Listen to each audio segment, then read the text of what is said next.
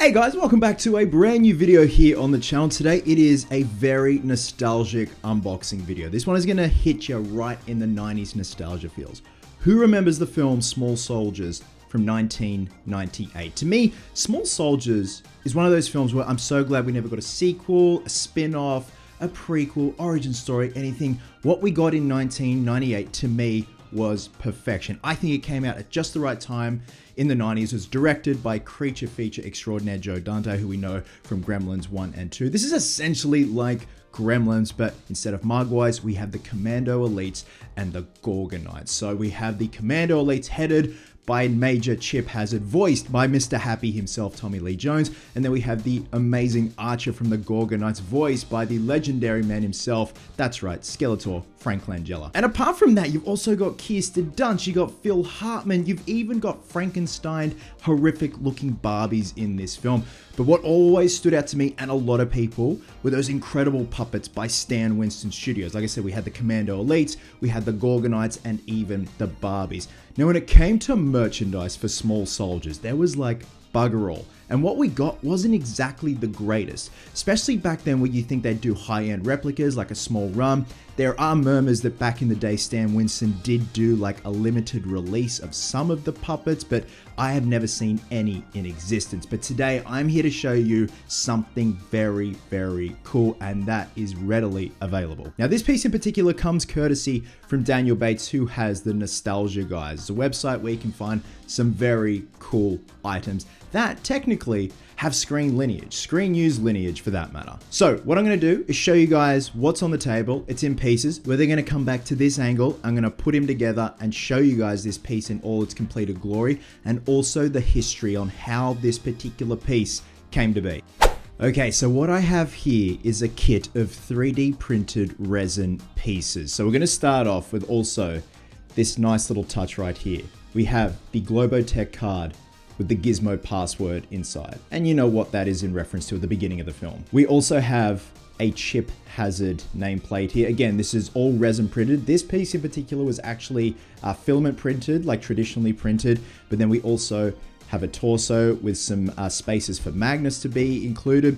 We also have a very familiar looking head, as you can see right there. Like, you guys know what this is, but just to show you guys, this thing disassembled, but every single piece slots in like so. So what I'm going to do with some pieces is actually grab some tissue and slot it in just so it stays in. Otherwise, you know, certain pieces will fall off once assembled. But the detail on these pieces is just so crisp. Like the printing process is immaculate. Like even his hand cannon, look at that thing. Look at the detail on it. We've even got the dog tags, we've got his sidearm, we've got his comm piece, we've even got a tiny little hand grenade. So like I said, I'm gonna switch back to my regular angle and then show you guys how we put this piece together and give you a bit of history on this piece in particular. Okay, so we're gonna start from the ground up. So these pieces all slot in perfectly. Dan has engineered these so they just essentially all slot in together. So like I said, certain pieces like where the arms will be hanging, I'm gonna put some tissue in just so it jams them in place. Because it's one of those things where you can either paint these,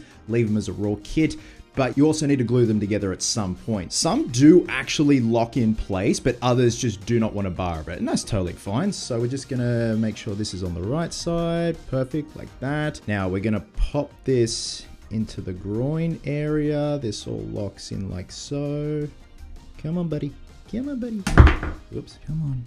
Come on, little fella. There you go. Okay, so the torso piece, the abdominal section, slots on like that. Okay, now torso itself. Now for the arms, again, we're going to grab some tissue paper. We've got some tissue on the inside there.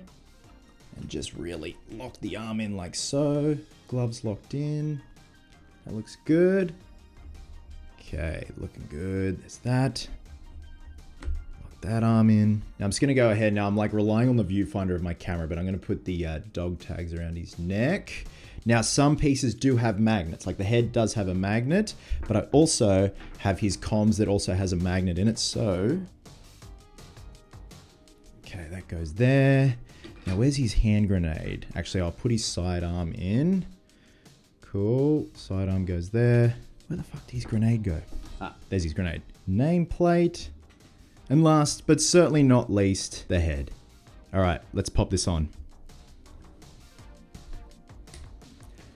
How cool is that, guys? What I have here is a resin 3D printed Major Chip Hazard 1:1 scale that was actually 3D scanned off one of the screen used Stan Winston puppets. So I do have a bit of history to tell you guys about this. Like I said, obviously it was scanned off one of these screen used Stan Winston puppets, but I got Dan to essentially give me the cliff notes of everything of how this piece came to be and the other pieces he offers also. So Dan goes on to say all the puppets were made by Stan Winston Studios back in 1988. Now I didn't know this. They had 9 weeks to make the first 100 puppets and 237 overall, including 61 Gwendy dolls. Sorry, I said Barbie, but it was actually Gwendy dolls. Now originally it was meant to be majority puppets in the film, but that soon changed into being majority CGI, which doesn't really hold up to today's standards, but when it comes to the physical puppets, they look incredible. Now, rod puppets were designed for full performance on set, but weren't used as much because it would have been too difficult to remove the rods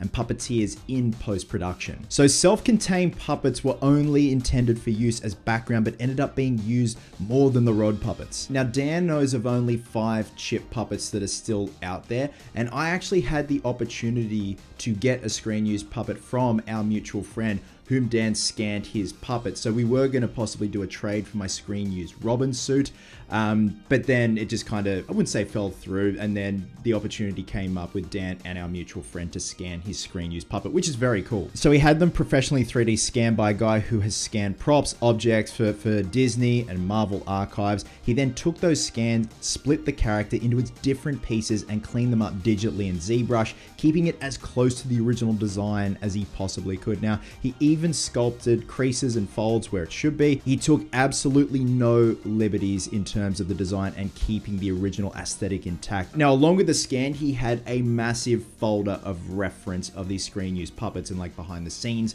from Stan Winston Studios. So the end result is a statue that is as close as you can possibly get to the screen used Major Chip Hazard. So the pieces were actually printed on a 12K Elegoo Satin Ultra, and the kits come prepped for painting, but if you were going to display it as is, it's probably worth a coat of spray paint to cover some of the sanding marks and the color discrepancies within the resin itself. But I definitely do like the prototype look.